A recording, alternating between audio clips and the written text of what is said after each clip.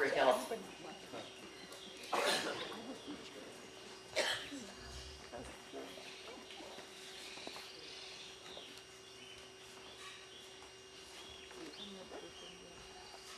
Hello? It's gotta be up. Can you hear? No.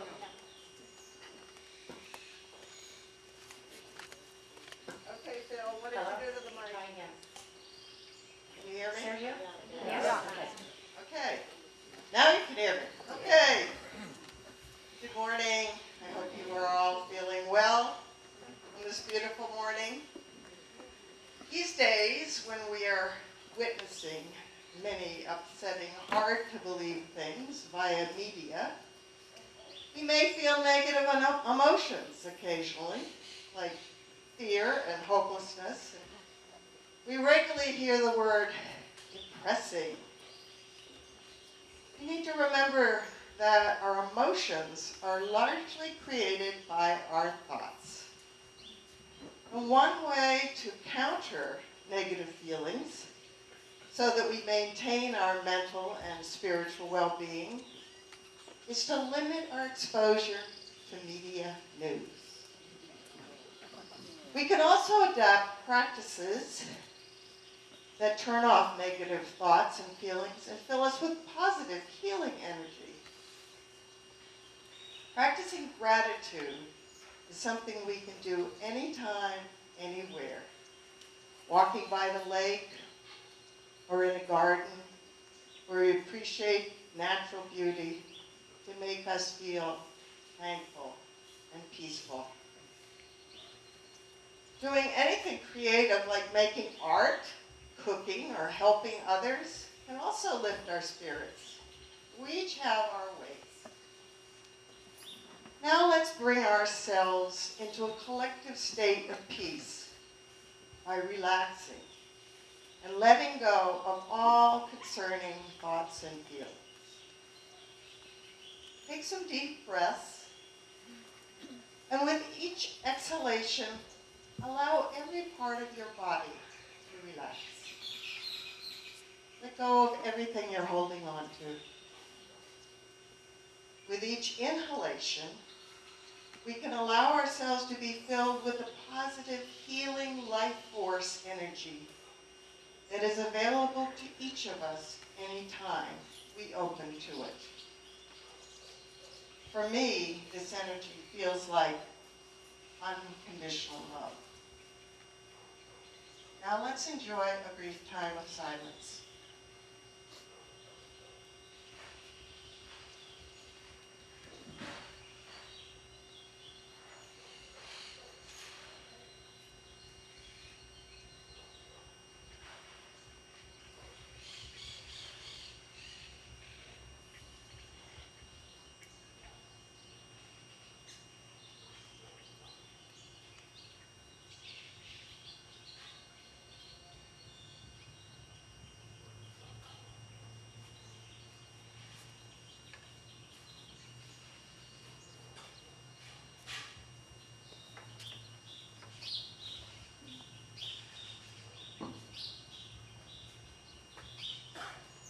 May we all enjoy more positive thoughts and feelings so that our hearts and lives are more peaceful.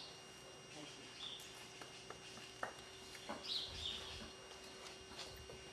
you.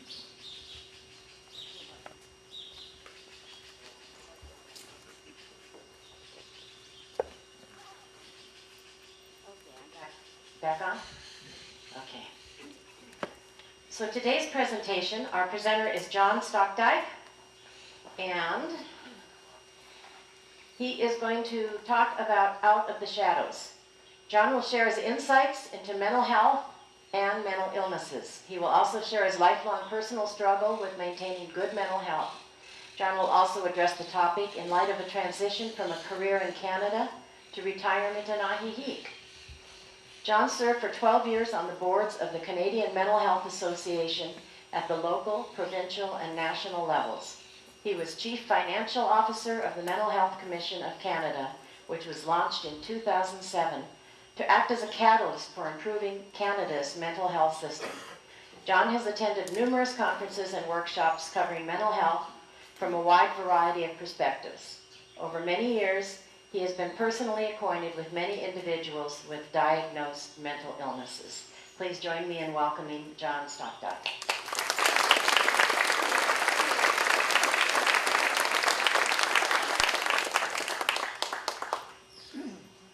Thank you for the introduction. Good morning. I was told by one of the organizers of Open Circle that I don't meet the dress code this morning. I'm surprised my wife let me out of the house. 1967, Canada. As soon as I say that, all the Canadians will know what I'm talking about. For the Americans here, Canada's 100th birthday was in 1967. A great national celebration. Everybody was getting involved. Everybody needed to have what we called a centennial project. There was a lot of school trips to Montreal, to Expo. There was a teenage boy in rural Nova Scotia who could not afford to go on the school trip to Montreal. So he decided to have his own centennial project. He decided to write a diary, to record an entry in his diary every day during 1967. I would like to read some of those entries. January 1, 1967. I'm in the middle of one of my many moods of depression, and I dread the thought of going back to school in a few days. April 21. I feel very depressed today. Sometimes, like now, I don't see much sense in living, and I feel like jumping off a cliff. May 19. I feel hollow and lonely and depressed now. One song expresses my mood well. You might know these lyrics. He's a real nowhere man, living in his nowhere land, making all his nowhere plans for nobody. Lennon and McCartney, the Beatles. I know that boy. I was that boy. I wrote those words. I still have that diary.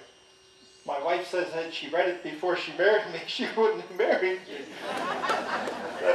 That would have been a wise decision, I think. Too late. What is it like to live with depression? And a metaphor that is often used is living in a fog. Things are not quite clear. We're clouded by too much negative emotion. It's like living in a fog. And I think that is a useful metaphor. Sometimes that fog is heavier than it is at other times. So that's kind of a heavy way to start. So let's see if we can lighten up a little bit. What do psychiatrists say to each other when they meet? You're fine, how am I? My teen years were the most miserable years of my life. Grades 10, 11, and 12, very unpleasant. Weeks of depression, not depression to the point where I could not function. There is a depression where people cannot get out of bed for days. That really does happen. I never had depression to that extent. I was able to do my schoolwork. I was able to live life. But I do not look back at my teen years as happy times. My 20s were better than my teens. I got into a career. I married Pat. We're still together today. Life was going in the right direction. I still had bouts of depression, but generally I was able to function reasonably successful and become a professional accountant. My 30s were better than my 20s, but I still had bouts of depression. I want to describe one of them in particular.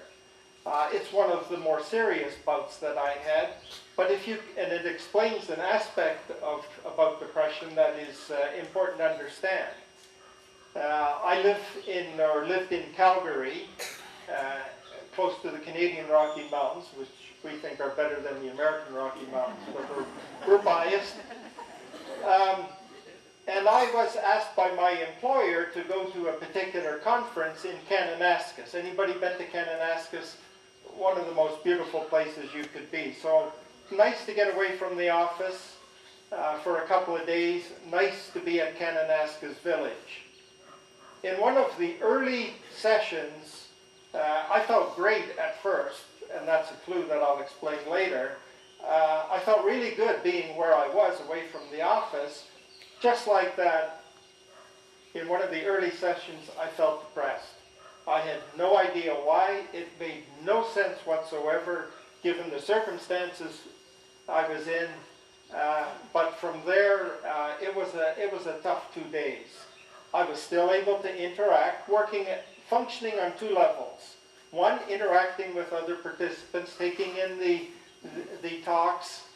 One of them I still remember. It was about the psychological well-being of pigs. That's a different story. Which was an issue when people were trying to get rid of all veal at the time. So you can still function on two levels, but inside I was a mess and I was withdrawing. My coping mechanism, this is not how you impress your new wife, my coping mechanism was withdrawal. I would pull inward, and that's what I did in this particular workshop conference. But this was particularly bad. I withdrew to the point where I scared myself. If you can imagine a house with rooms within rooms, and that house keeps growing on the inside, more and more rooms, and you keep going deeper and deeper into this house, a room within a room. I actually had the thought, what if I can't get out? What if I can't get back to the real world? It was a real fear. But that fog lifted and life went on. In my 30s, something significant happened. Someone recommended a book to me. The book was called Feeling Good by Dr. David Burns. It was the popularization of cognitive therapy, and it's a very simple concept. How we think affects how we feel. If you think distorted thoughts, you will have distorted emotions. And that did two things for me. It gave me some tools to work with, but it also gave me hope. It gave me some hope that there are things you can do. And cognitive therapy has become well established now, but for mainstream society it was new back at that time. So I got to tell you about this new patient that was going to see a psychiatrist. The doctor says, I'm not aware of your problem. Can you start at the beginning? And the patient said, yes. In the beginning, I created the heavens and the earth.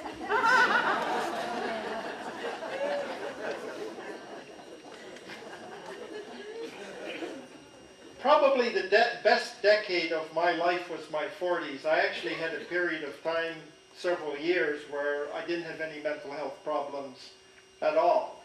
I remember thinking, wow, maybe I'm done with that. Then I turned 50. On September 5th, 2001, the week before 9/11, something significant in my life happened. I collapsed on the sidewalk. We were out with friends, having a wonderful dinner with wonderful friends who do visit us in Ajijic, by the way, still good friends. But I collapsed on the sidewalk, off to emergency in an ambulance. And that was kind of a metaphor for me for the next few years. It was a physical collapse, but it was also a mental collapse. I could not cope with job stress at all anymore, and I quit my job. Not good to quit your job in your 50s, but I did. In emergency, what do? They check blood pressure, they check blood sugar, they check for stroke, they check for heart attack. All the tests were coming back fine, and the doctor, by the time he got to me, which was like 2 o'clock in the morning, something else in emergency. I'm going to talk a little bit about systemic problems because I'm going to talk about the Mental Health Commission. We have a lot to learn. Primary care physicians, a lot of them have very little training in mental health issues. a lot of psychiatric nurses, or sorry, emergency room nurses have little training. We're trying to change that. So I'm in waiting for the doctor, and I'm in emergency, a couple of curtains down, because you're separated by curtains, not walls. I'm listening to a conversation between a professional family talking about a do not resuscitate order involving their relative. That is not a conversation that I wanted to hear. That is traumatic. No awareness of that at all. That needs to change. It hopefully already has, but probably has not. Oh yes, back to psychiatrists. So we'll pick on psychologists this time. So there's this psychologist walking down the road. We've got to lighten this up from time to time. This is kind of heavy stuff. But I'm okay now, so don't worry. Good ending to the story. So there's the psychologist walking down the street, and he sees this man who had been beaten and robbed. The man was just laying there unconscious, bleeding, life oozing out of him. And the psychologist goes up to him and he says, "My God, the person who did this really needs help."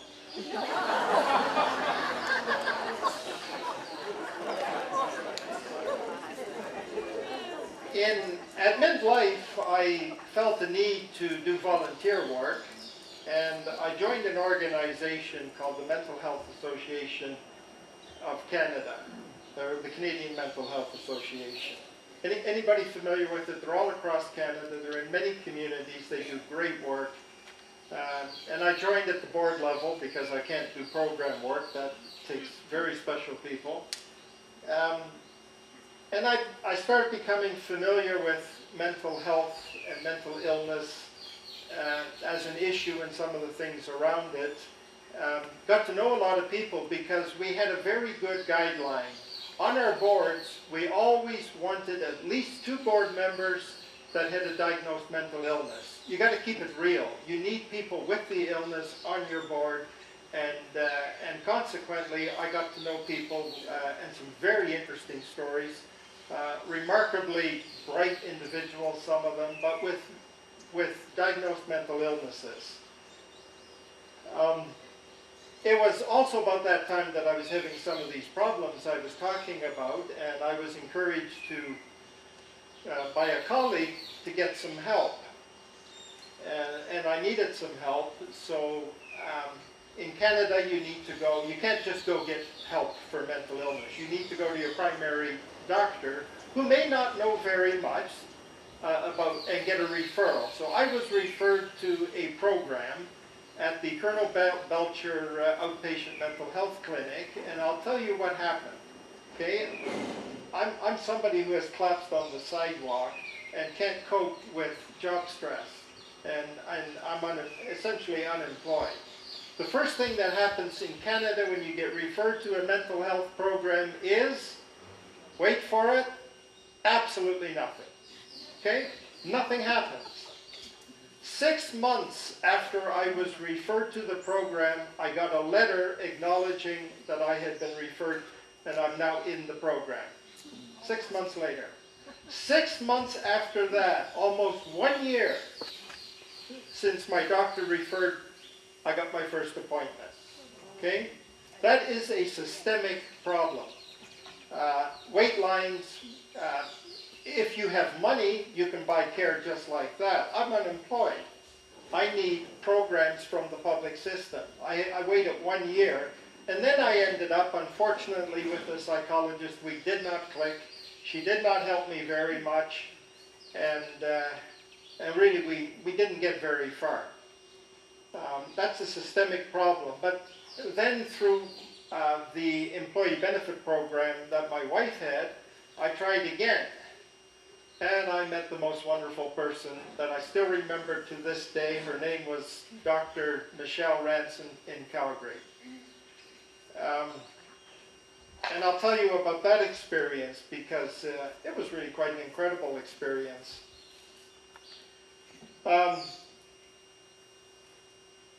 if you've never had this experience, it is worth faking a mental health problem to have. She had the ability to completely understand me instantly without effort. I'm not an easy person to understand. She got it like that. That in itself was wonderful. She was 100% supportive, 100% non-judgmental. That was fantastic. We live with expectations. When we're children, our parents have expectations. When we go to work, our employers have expectations. Our spouses have expectations. Quite appropriately, all these expectations. This was a time, no expectations, complete support, a wonderful experience. And it really was quite helpful, that therapy.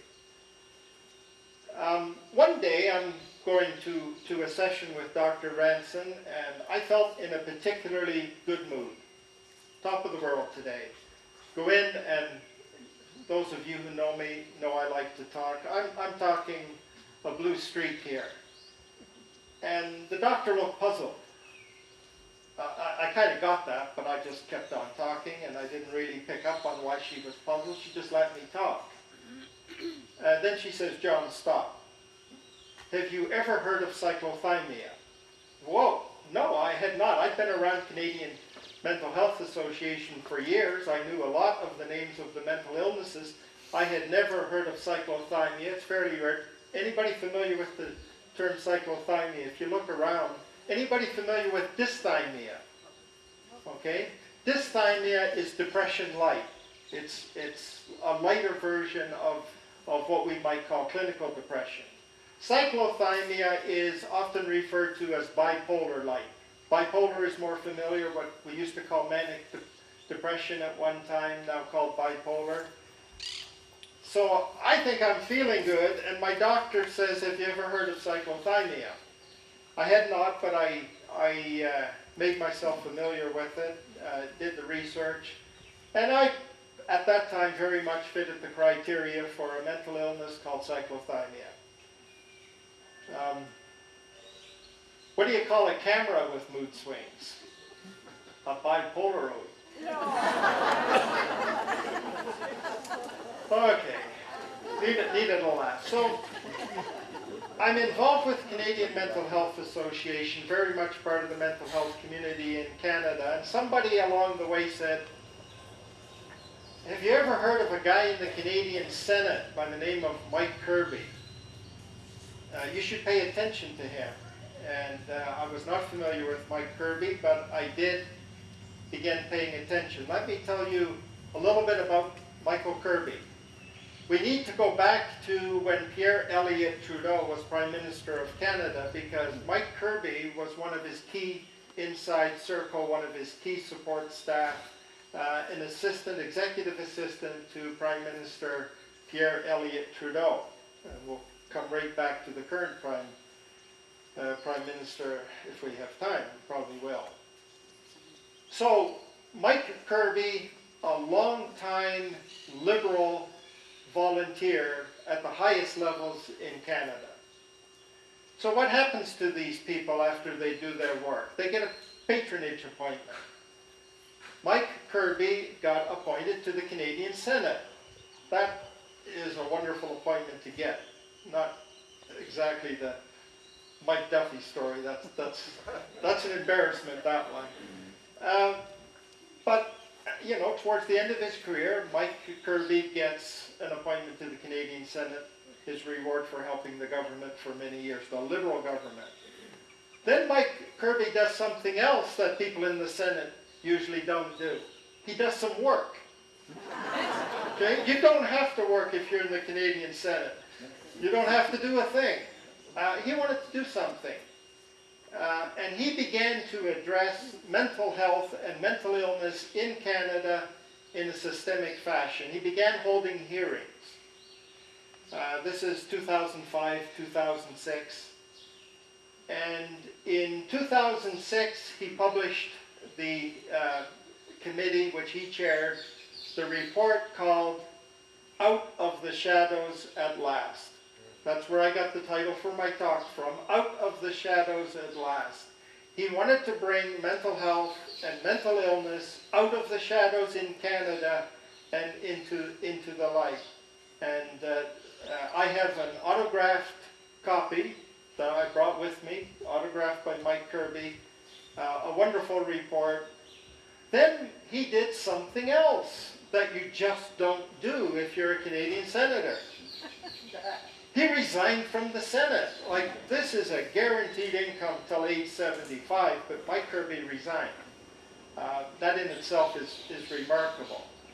He resigned because he began to lobby for the creation of a Mental Health Commission of Canada. He spent a year, and he was successful. And he got funding. And when I say he got funding, he got $230 million worth of funding, and he got it from a Canadian conservative government. Conservatives don't normally fund liberal initiatives. But he got funding from, we can say what we like about Stephen Harper. Stephen Harper, a conservative through and through, funded an initiative by a prominent liberal. That was remarkable. And then Kirby did something else that nobody saw coming. Mike Kirby decided to put the head office of the Mental Health Commission of Canada in Calgary, Alberta, where I lived.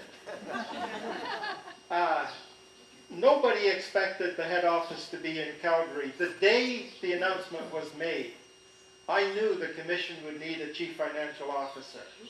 I wanted that job, and I went after it with everything I had, and I got that job. A few years earlier, I was unemployed because I could not cope with job stress. If there's a lesson here in resiliency, and no matter how low you are, to get up again, because I ended up with the best job of my life. Let me tell you, managing $230 million, that is a lot of fun. That's a dream job for a chief financial officer. We had cash in the bank. Wow. 10 years of funding, $230 million, and I will say also, that funding went from 2007 till March 31st, 2017, next year. Before he left office, Stephen Harper funded the commission for 10 more years. Okay? If he has done, we won't go there, but if he's done nothing else worthwhile, that's pure gold. Really appreciate that. Mental health, mental illness in Canada is a disaster. Okay? It's a sad story. There are lots of good people trying to do good things to make it better. Let me tell you how bad it is. And I don't know the American story. It'd be very interesting to know more about it.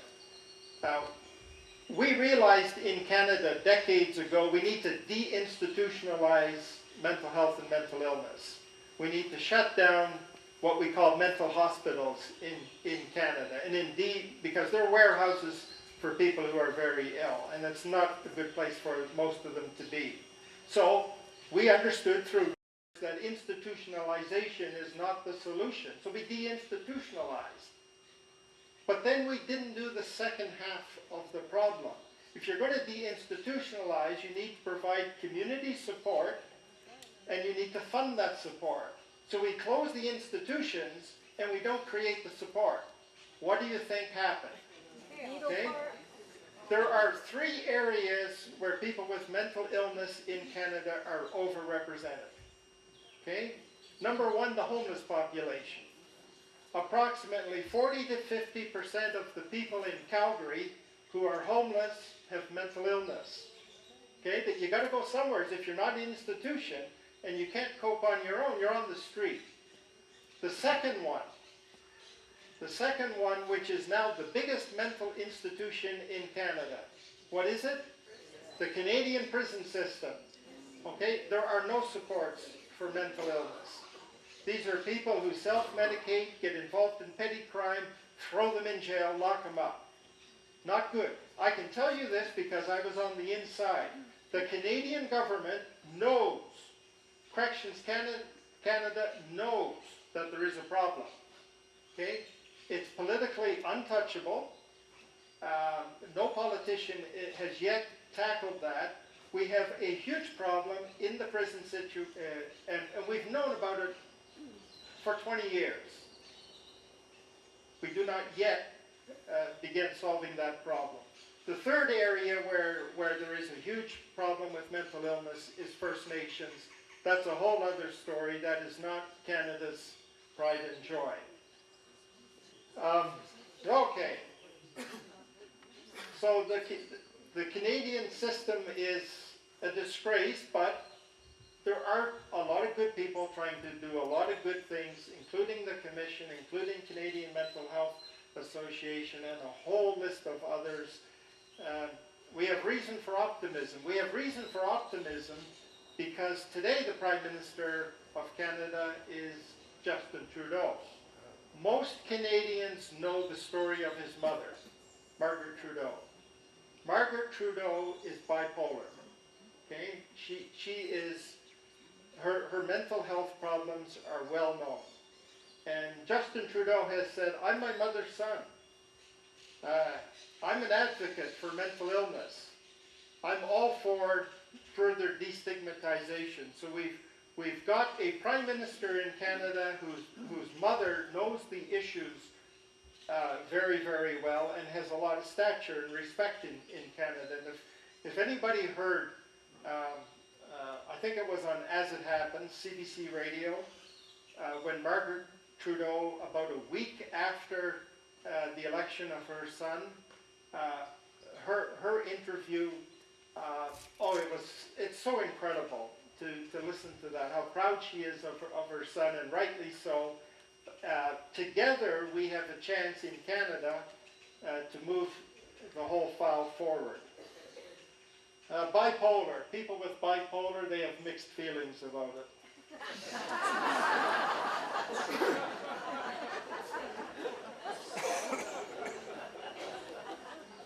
In 2012, my wife and I moved to Lakeside 4 years ago. So retirement is wonderful, right?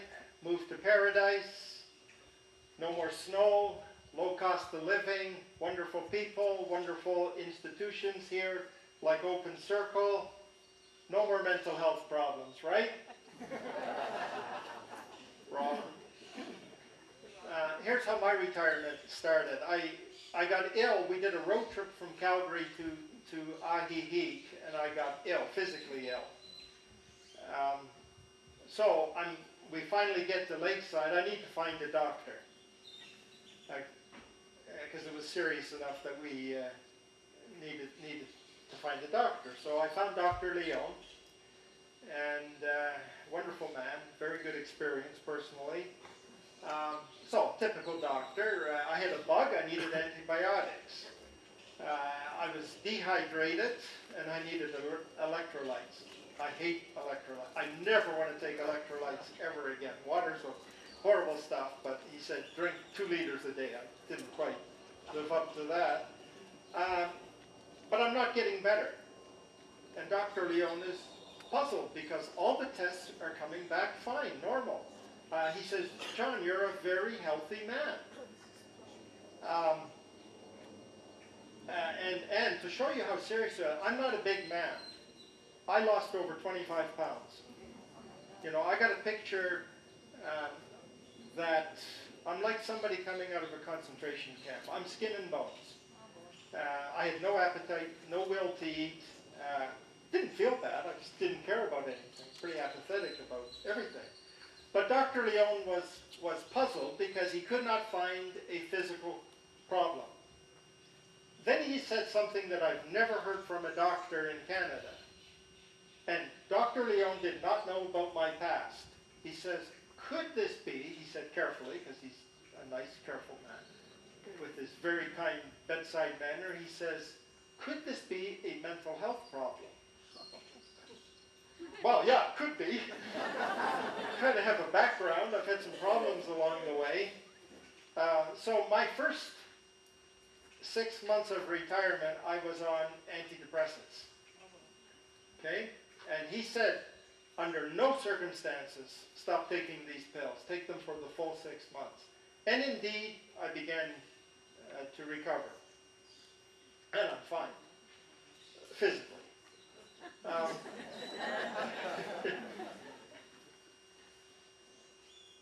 So when we retire, what do? We still have to cope with interpersonal relationship problems. When we reach retirement, we have to cope with physical decline, which is harder for some than others, but it's not easy. There's a relationship between physical and mental. I would never describe Lakeside as paradise. I don't mind hearing that. The weather is great. The people are wonderful. There's a lot to see and do. The reason I would not describe Lakeside as paradise is when I came here, I took myself with me. I took my history, my problems. I still have mood swings. And I can't blame it on job stress anymore. I can still blame my wife once in a while. Not a good thing to do. But, you know, I had to learn that I have a problem with mood swings, and retirement does not make that problem go away. There is less stress, but I still have the ups and downs. I also have a particular type of psychological profile called the highly sensitive person, based on the work of Dr. Elaine Aron, a book, The Highly Sensitive Person. Bright light, loud noise, too much activity, caffeine. I'm sensitive to all of those things, and there's a relationship between our physical sensitivity and our emotional sensitivity. Being sensitive and having mood swings, not a good combination. To put it in perspective, though, I would say about 90% of my days are good days. So I'm having a really good retirement. One bad day in retirement is one bad day too many, but I'll live with 90% good days. We have a wonderful community here. There's some things that I would like to see happen in Lakeside. We have Open Circle, we have Lakeside Little Theater, LCS, Viva Musica, lots of, we have 2 great film festivals. There's a lot of good stuff here. I would like to advocate for Lakeside becoming a community where people with mental illness can be completely comfortable in this community. People with existential angst facing life, end-of-life communities, comfortable here. So I hope, and I'm looking forward to, when somebody starts a professional, well-run peer support program. I think we need a peer support program for mental health and mental illness in Lakeside. I think that would make a good community even better. So I hope somebody comes forward and starts a program. I think that needs to be professionally done.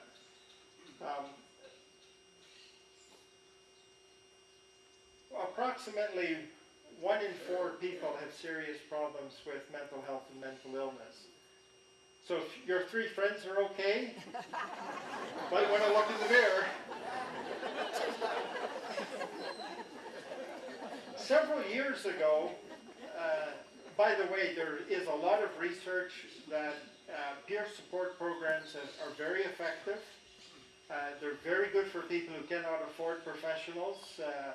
I also saw a professional here, Dr. Les Strong, who unfortunately died last year, but we do have professional psychologists in the Lakeside area, and that is a good service if you can afford it. But peer support is special because talking to somebody who has lived experience with what you're living with,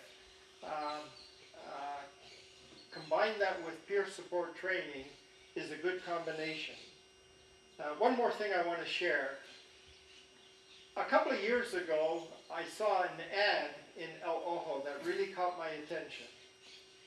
I didn't attend the particular event that was being advertised, but I still remember it. and I'll tell you what it was. There was an ad in Ajijic, in El for something called a death cafe. Okay? There is a movement in the world today. When something starts and meets a need, it takes off. So 5 years ago in the UK, 2011, just 5 years ago, somebody started a death cafe movement. These are safe environments to talk about end-of-life issues for people who are secular, not part of a faith community, that a lot of us here.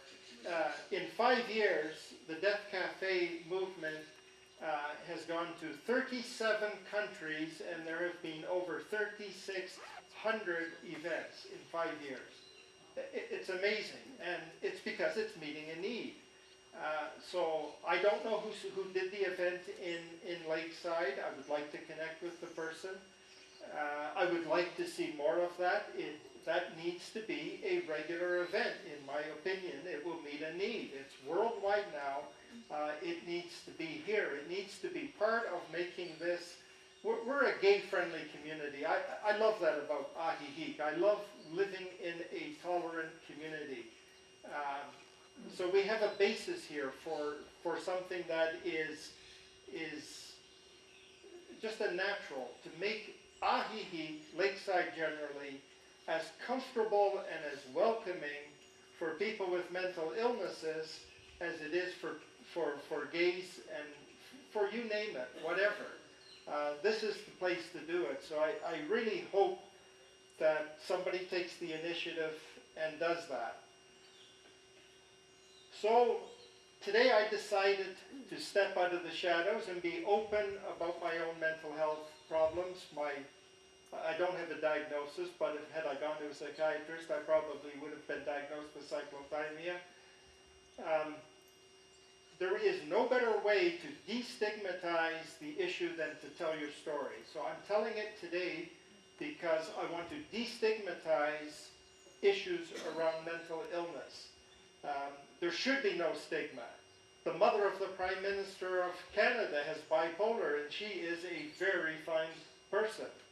We shouldn't freak out by people who have schizophrenia. It is something we can deal with, and deal with in a very professional way. So today, I'm stepping out of the shadows. The Senate report was out of the shadows at last. We need to bring mental health, mental illness out of the shadows in Lakeside, out of the shadows at last, out of the shadows forever. Thank you.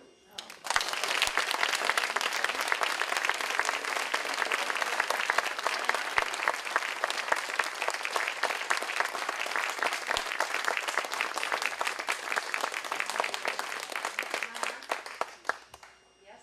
No? Am I on? Okay, thank you. Thank you so much, John. That was very great. Very, very helpful. And I'm sure we have questions, and I'd like to ask you to keep your comments to questions this time, so we can get more information from John while he's here. The mic will come around if you'll stand up and raise your hand, and then the mic will come around to you. Your comments spoke primarily around responses to mental health conditions, principally in Canada. Can you make any comment or speak to root causes and how those root causes are being addressed? Yes, good question. Think of physical illness. There's no such thing as physical illness. There are many physical illnesses with physical causes. There's no mental illness. There are mental illnesses, plural. There is as much variety in mental illnesses so there is no one answer to that. It becomes very individual. The illnesses are very different one from the other. Schizophrenia is very different than bipolar. Depression is very different, so it is a mistake to think of mental illness as having one root cause. Some are based in the brain, a deterioration of the brain. Schizophrenia is linked to a genetic mutation in the brain. Some are in the mind, and we don't really understand what the mind is. The brain generates the mind, but how can a mind be sick? So It's a good question, but the answer is extremely complex. We need to understand individuals, we need to understand individual circumstances and individual mental illnesses. Where's the mic here?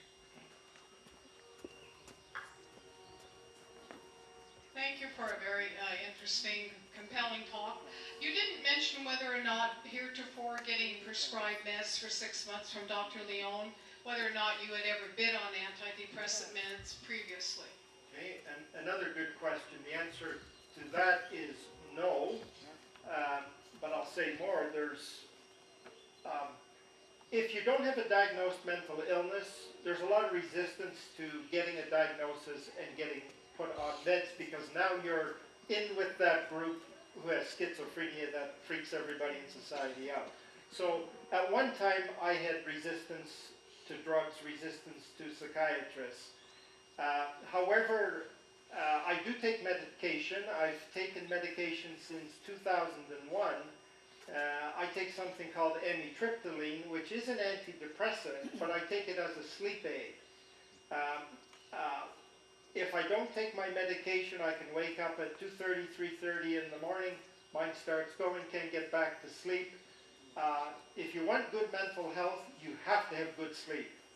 Okay? Mental health will deteriorate very quickly. So I don't take it for depression. I take it on a very low dosage, but I take it as a sleep aid. And every once in a while I forget, and I'm reminded. So, Question over here.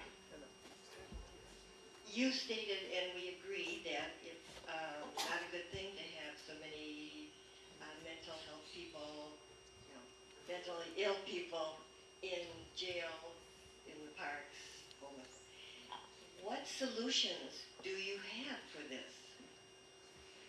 if I could solve that problem, the best minds in Canada cannot solve that problem. It's a very complex problem.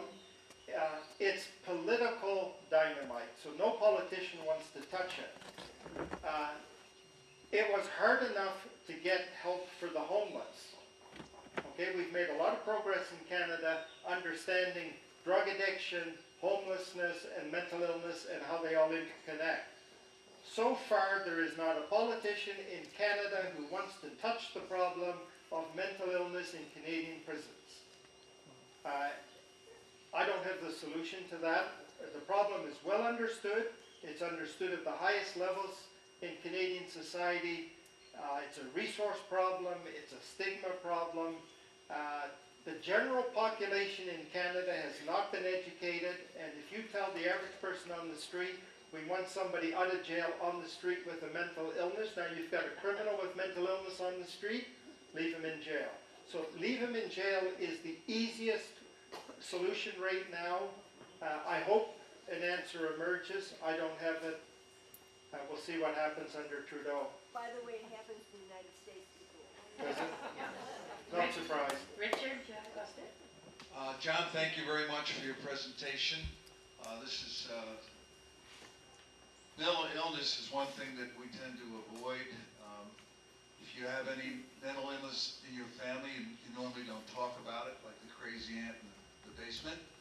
And what's a sad statement is that so many people don't get the help they need.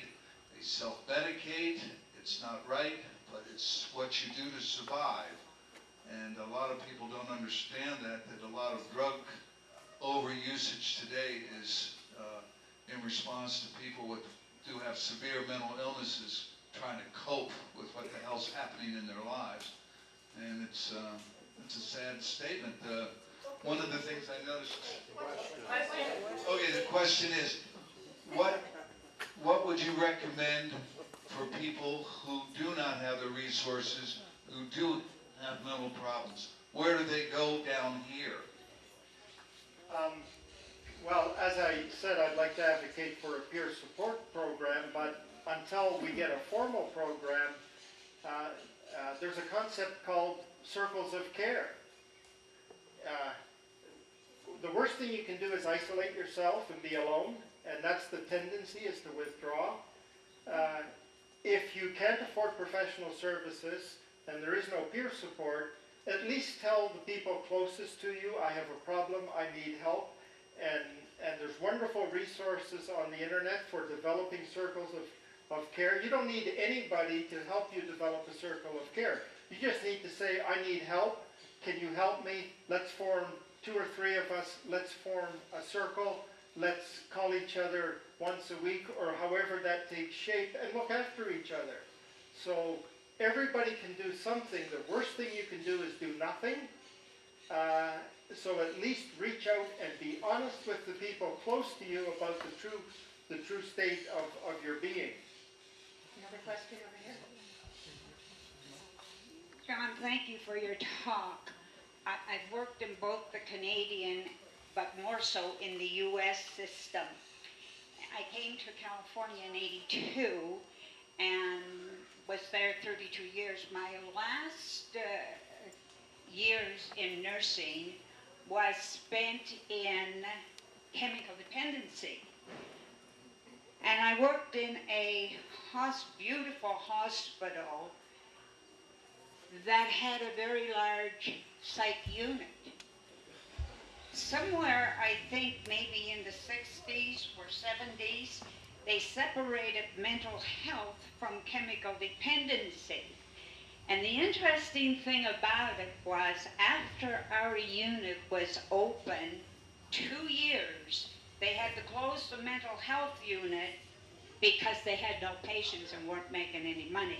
How closely do you think chemical dependency is related to mental health? Because the 12-step programs have really made their way in that area. Thank you. Yes, the gentleman who was speaking back here talked about self-medication. That is what people do if you know, a lot of people get into drugs when at the core there is a mental health or mental illness. Okay, we're treating ourselves with drugs and alcohol. In Canada, here's the situation. Everybody at the highest levels in Canada knows that dealing with drug abuse and mental health need to be in one organization. In Canada, we have the Mental Health Commission, and we have a commission for dealing with drug abuse. Everybody knows those two belong in one organization, but organizations take on a life. Just try achieving that in Canada. We identified that 10 years ago in the early years of the Mental Health Commission. Nothing has changed. People protect their organizations. You have to bring these issues into a single, to treat drug abuse without being aware of and treating mental illnesses is what we call putting things in silos instead of doing them in an integrated fashion. So there is a lot of integration that should occur, and it's not yet. We have time for one more question back here. No, I'm sorry, the microphone is back here. Hello.